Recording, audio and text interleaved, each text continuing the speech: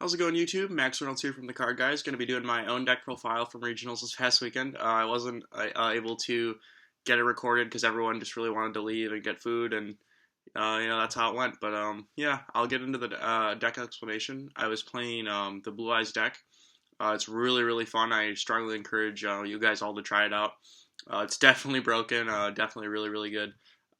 Today I went, or not today, but at regionals, I finished 7-1-1.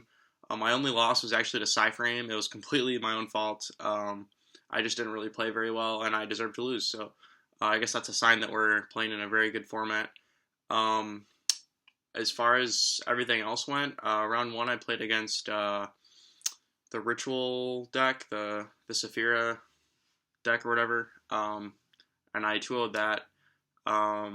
After that, I played a mirror match. I won that really easily. After that, I played one of my good friends, Adam, who I've been helping learn the Blue Eyes deck, and we had to play a mirror, unfortunately. It was a really, really close game. I ended up beating him on time. After that, I played Yang Zing Metal Foe, and I beat that. It was another really close game. And then I played the what's it called? Oh, that's when I lost the Cyframe. It just didn't really go very well for me. I just kind of just messed up a lot, so that wasn't very good. But I took a lot away from the game, and we'll make progress from that. After that, I played the mirror again, and that was super easy. The guy just didn't really play very well, unfortunately. But that happened, so hopefully he learned something from that. After that, I played. I want to say, oh, I played Metalfall after that, yeah, and then I beat that, and after that I played the Lightsworn deck. It was one of my other really good friends, Elijah. He hasn't been playing Yu-Gi-Oh recently, so it was really cool that he was doing well. And we actually ended up drawing, which was actually really good for us. So I went into the last round, really hoping to play Metal Foe because that was easily my favorite matchup all day. It was never difficult. Unless they had Yang Zing monsters, which is really weird because those cards are bricks usually. But yeah, I ended up destroying the guy the last round and getting 7th place overall. So I'm gonna get into my my card explanations now. So for the monsters, there was 19, I believe. The deck was 41 cards, which is pretty unlike me. But with Pot of Desires, I figured it wouldn't really matter too much. So I played 3 alternate. It's really really standard. You just want this card in all your hands. It gives you unfair plays, I guess, because before Blue Eyes was just obviously it was a really fair deck. It didn't have a lot of summons outside of just playing spells and stuff. So this kind of gave it the boost it needed to hit its mark in the competitive scene. And then you had to play a 3 Blue Eyes White Dragon. There have been times where I wanted to play less, but you kind of just have to play 3, unfortunately. And the deck's really weird in a sense that you don't really want to draw too many of your monsters.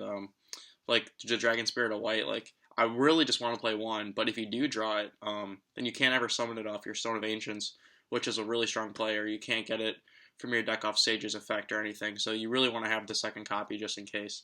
But yeah, like I was saying, the deck's really weird because you don't really want to draw all your monsters really. You want to just see your spells and your Sage because those are all your starter cards. But yeah, so Sage was really good. Or not Sage, Dragon Spirit Light was really good against the Pendulum matchup Metal Foe. Just being able to banish their scales or the combination trap to prevent them from getting any further in the game. It's also really good at just clearing boards because you can attack one monster, tribute off, get a Blue Eyes, attack another one, and then if you've cleared their board and they don't have anything, you can follow up with a rank 8 play and make All-Say, and then set them back even further. And I'll get into that a little bit later, but yeah, so those are the big dragons in the deck, and then 3 Sage, really standard. You shouldn't play any less than 3. You just want to see this card all the time. It's just so good. If your opponent tries to anti-spell you, you can just discard this and target any of your monsters. It's usually going to be a lower level one, and summon this from your deck and just banish the anti-spell or with Naturia Beast. So it's really cool that the deck can actually answer Floodgates with its own engine. Outside of Vanity's Emptiness, you definitely just lose to that unless you have Twin Twister. But the deck has a lot of really cool resourceful ways to deal with things, and that's why I like it a lot. Like the engine itself is able to solve problems. You can search effect failure with this card, like it's just crazy. Um, and then the targets for him, I played one Whitestone, three Ancients, and one Master.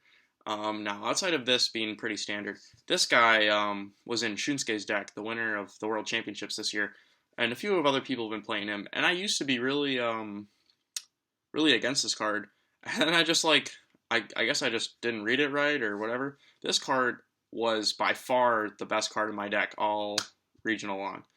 Everyone had to read him numerous times, and I guess since a lot of people didn't know, I'll just explain what he does. Basically, what this card does is you can normal summon it and add any light tuner from your graveyard back to your hand. So, for starters, he's going to make your card of consonants live. You can add any of these, or even Sage. And the reason why adding Sage is really cool is you can summon him, grab back Sage, discard Sage, send him to the graveyard, and then summon a Blue Eyes monster from your deck. Now, if that wasn't already enough, with his graveyard effect, you can target any effect monster you control, send it to the graveyard, and then summon any Blue Eyes monster back from your graveyard. That means you can summon Dragon Spirit or the Synchro one. I always think its name is Dragon Spirit of White. The Synchro one, alternate, like literally any of them. And you can use both of his effects in the same turn, which is another thing people just didn't seem to know.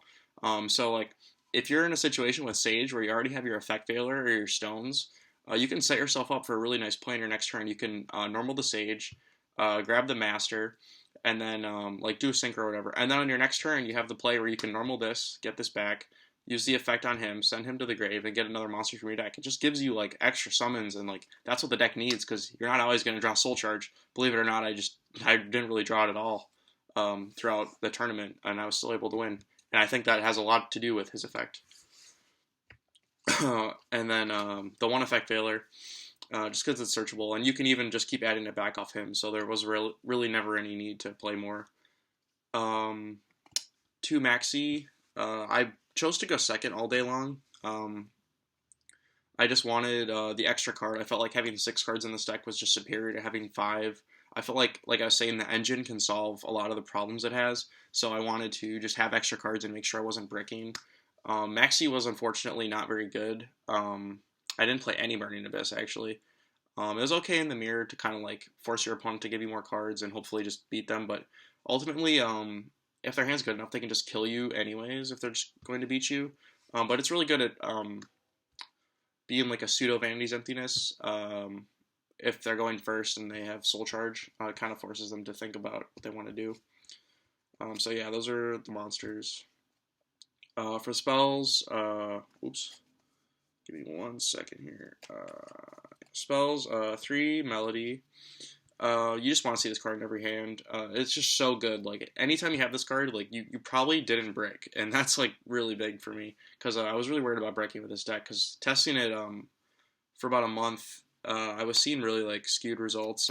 I was, like, breaking or whatever, and I guess I wasn't drawing this a lot, and Jeff actually just told me, he's like, you just have to believe in the deck and, like, trust that you're going to draw well, and I know that sounds really, like, dumb, but, like, it's actually just true. Like, you know, like, if you go into a match with a positive attitude, you're probably going to get a positive result. Don't go in thinking you're going to lose. So, yeah, 3 of those. One, Upstart. Like, even though the deck's 41 cards, I just wanted to, like, be able to just draw an extra card whenever I needed to. But unfortunately, I do think this was incorrect. I just think I would just not play this card or play a different card. I sided it out every game, and that's another thing I never agree with. But I just figured I just didn't really need it.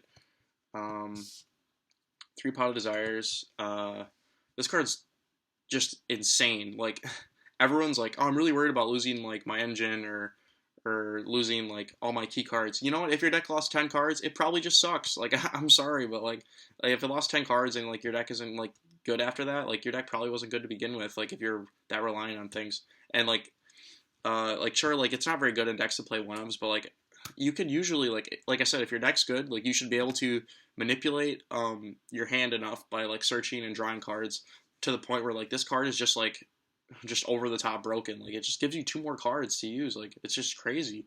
And you can play more cards to compensate losing like a bunch, but like ultimately, like, this was just probably one of the best cards in my deck all day. Every time I drew it, it was just nuts. So I highly recommend playing Desires. And then other draw cards, three trade-in, and two cards of consonants. I was playing three of this for a really long time, but I decided that it's just not. I don't know, like it was always like a bricky card in testing, and it wasn't the regional two, because I only had four stones. Even though I was able to add cards back off master to keep turning it back on, this was always like the one that was dead the most. Trade-in was never dead, and it was just broken every time. So consonants, it's probably still like broken at two, and it's probably still correct at two, but realistically, like I was citing this card out a lot. Yeah, and then for other cards to get you into the game, Foolish Burial, and then one Dragon Shrine. Shrine. Um, the reason why I only wanted one is because I'm drawing so many cards that I feel like I could just draw into multiples of these, and then I just can't play the card.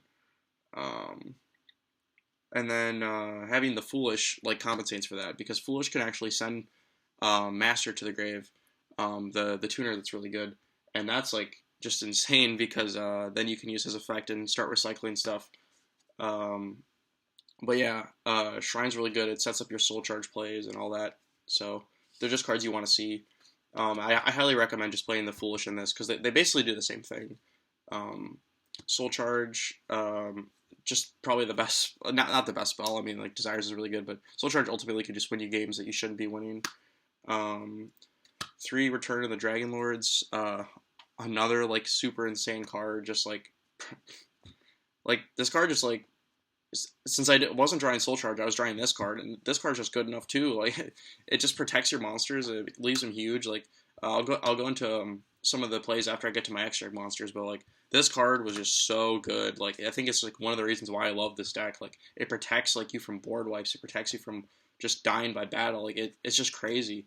It allows you to crash into Dark Destroyer and your Blue Eyes White Dragon doesn't die. Like it's just so good. Um, Following up with that, I had two Silver's Cry. I really didn't like this very much. I ended up siding one out a lot. I'm pretty sure one is just like more correct.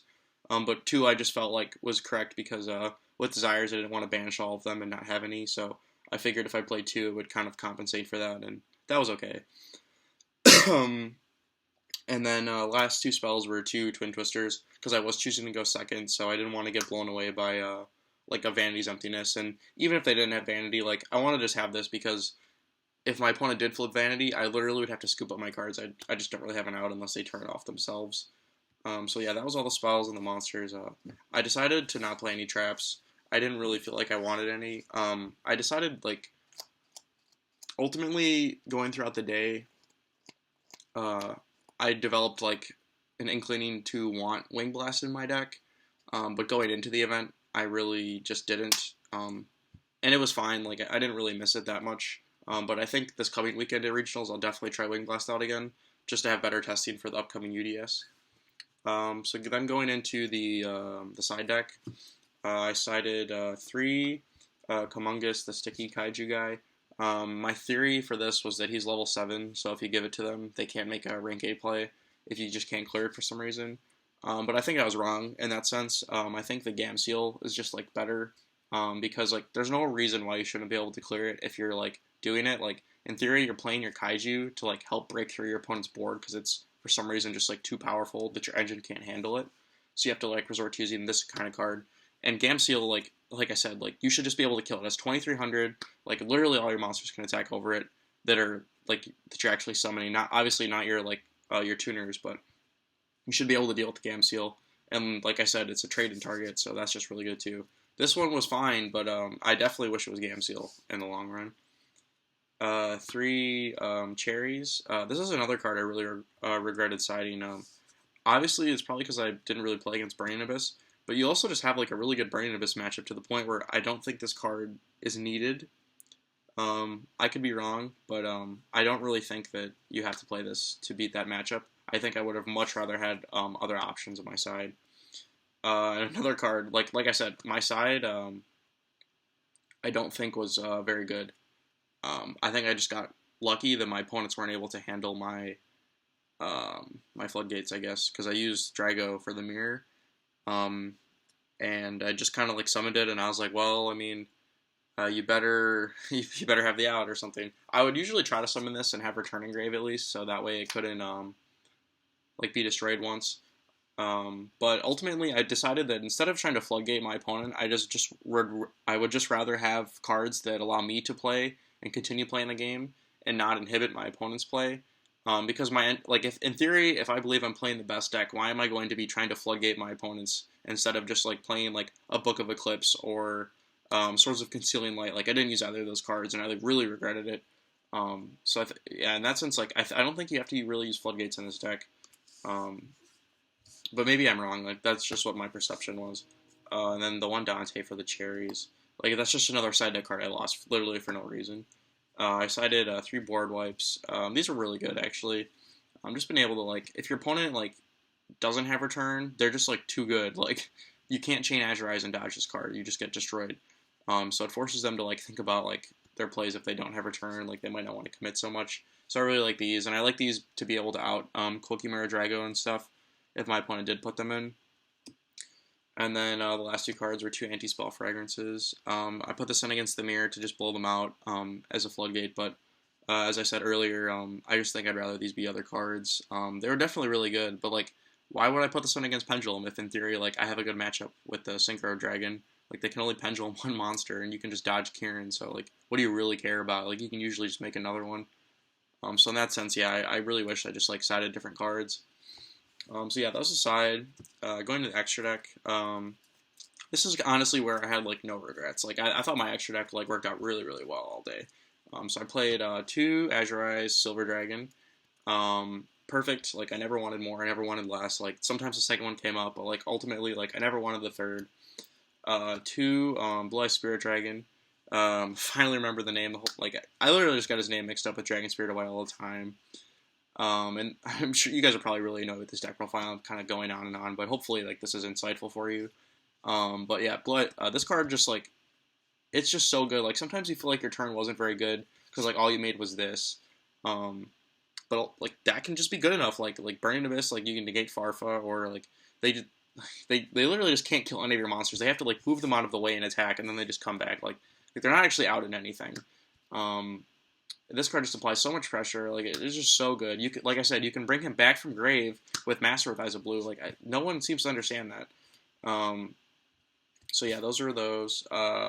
Crystal Wing, just broken. He's part of your Soul Church combo. Like you have to play him. Stardust Spark Dragon and Moonlight Rose Dragon. These are the only targets I played to get off of, besides Azure Eyes, to get off of the Spirit Dragon. Because I just felt like their XYZs were more valuable than having Michael. Michael's obviously like a very good card in theory, just because you can like banish something. But I'd rather just like have this to be reactive, and also like it goes in part with your Crystal Wing combo. And then having this, like sometimes there's like another route of your part. There's another route on your decision tree when you're playing Soul Charge where like you actually have to make this instead of this to get to this, and then like hope in something else. Depending on your hand, so yeah. And then for the XYZs, I played Heliopolis. I never made this at all, but in testing, it was just so good. You usually use it before you Soul Charge, and his destruction effect doesn't target, so it can out like just like problem cards that like can't be targeted. It deals with back row too. I'll say this is another card that not many people are playing, and this is what I was referencing earlier in the profile with Dragon Spirit of White, where you can like clear their whole board, and then if you know their hand, and like currently this format, I feel like you should always know a lot of cards in your opponent's hand because every deck like searches and is like adding cards back to their hand, like especially in the mirror. Like if you know like you should know they have like an alternate or something, you can just set them back and put like a really shitty card back on top of their deck, and then they're just so behind. Like this is another reason why like obviously like it's not a good reason not to play Phoenix Wing Blast, but I just felt like it was Wing Blast in and of itself. And even if it doesn't have materials, you can just each turn just call like Soul Charge or Return of the Dragon Lords or some card you want to draw. You don't have to have materials to do that, and you can just add it to your hand. So I thought Alsay was really, really broken. Hope, I think it's just a staple in this deck. Most of your combos end with him, and your opponent can't use spells, so they're going to have a really hard time dealing with your monsters, because ultimately their engine won't be as strong as yours, because all your monsters are just enormous. one Dragulon. This is another card a lot of people weren't using, and I was really confused. I think that one of the biggest parts of the mirror match is just playing around this card, and making sure you don't lose to it. Because like if you don't have Effect Veil or the Synchro to prevent your guys from being targeted, you can literally just lose to this card. Like they can just take your Dark Matter, attack twice, and like run through your whole field. Or like something I did, which is what I was referencing earlier. I summoned this in defense mode, and I had Return in the Grave, and I activated the effect, so my opponent couldn't use any of their dragon effects, which means that they couldn't kill this by battle, and since it has 3,000 defense, or yeah, they couldn't kill it by battle because of the spell, and they couldn't use any of their effects on it, and they couldn't get any extra summons, so he had a really hard time, and he actually messed up. He made Dark Matter and tried to kill it, and I saved it, and then I just stole it, and the guy actually just had no idea I could even do that. So yeah, this card is just really important, and I definitely think you should play it. Like, just because you have Cypher Dragon doesn't mean that you don't have to play this. And yeah, getting into Cypher Dragon, this card's really insane, along with the other Galaxy monsters, because you can just like bait like a Farfa off of a Beatrice really easily with this deck, and then just steal the Beatrice, and then throw these guys on top and win the game. You can take F-Zero, like this card was really good. I actually ended up taking a Minerva with this when I played my friend in round 8, so that was really cool. Full Armor, I never actually wanted to use. I felt like he could have been a better card, but then like after testing yesterday, he came up a little bit more. And then Dark Matter, this card's just insane. But like you have to be careful with this card after you resolve Desires, because like sometimes you have to send 3 dragons with different names. And sometimes you can lose enough names to the point where you don't want to do that, but he's still just big enough and can clear through a lot of monsters, so he's fine. And then last but not least, I promise this deck profile's almost over. Blue Eyes Twin Burst Dragon. This card was awful. I can't really say it any much better than that. I thought that in the mirror this would be really cool because it can't die by battle, so you can ram and like clear a board without having to make Dark Matter. And then you get to non-targeting banish stuff, but it just definitely could have been a better card. Like looking back on it, I probably would have wanted number 62, so I would have an out to Dark Planet because it can just attack right over it. So yeah, like this card isn't like bad, but I definitely just don't think I needed it. Because if you're trying to clear 2 monsters, you can probably just make Dark Matter anyways and attack both of them, because the mirror doesn't put anything out with that much defense really. Like it's 35, that's not enough. This can play through Return though, so I guess that's kind of a bonus, but ultimately I just kind of wish it was a better card. So yeah, that was the deck profile. Make sure you guys check out more videos on the Card Guyz channel. This has been Max Reynolds with the regional deck profile, top 8 at Chicago, signing out.